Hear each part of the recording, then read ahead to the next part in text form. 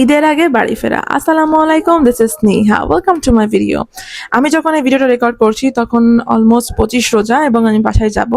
আমি আমার বোনকে নিয়ে এসেছিলাম সাথে করে, তো ওকে নিয়ে আজকে বাসায় বাইরে যাব। ক্যাম্পাসের বিড়ালগুলো অনেক কিউট, কিন্তু ওদের খাওয়ার কোনো ব্যবস্থা নাই। অথরিটির কাছে একটা রিকোয়েস্ট থাকবে যে এই বন্ধের সময় তাদেরকে খাবার একটু প্রোভাইড করার। এবং তারপরে আমরা বের হয়ে গেলাম। আমি যখন এই ভিডিওটা রেকর্ড করি তখন আসলে প্রচুর তেলের সংকট বাংলাদেশে। আমাদের যেখানে আসতে লাগে 2 ঘন্টা, সেখানে লাগছে প্রায় 4 ঘন্টা মতন। জাস্ট বাস দাঁড়াই ছিল তেলের অভাবে অনেক সময় ধরে ধরে। এরপরে আমরা কিন্তু বাসায় আসিনি, আমি গেছিলাম নানু বাড়িতে, এবং নানু বাড়িতে যে কিছুক্ষণ থাকলাম, একদিন থাকছি, তারপরে আমরা চলে আসলাম আম্মুকে নিয়ে। তো এটা হলো আমার নানু বাসা, এবং নানু বাসার সাথে আমার অনেক অনেক সম্পর্ক, মানে অনেক মোমেন্ট জড়িত। যে আমি ছোটবেলায় গেলে কেমন হতো, আমার মামা তো ভাই বোন কেমন করতো, তো ভাই বোনরা কেমন করতো। তো এই যে এটাই বাসাটা হলো আমাদের পুরাতন নানু বাসা, তারপরে তারা নতুন করে বাসা করছে।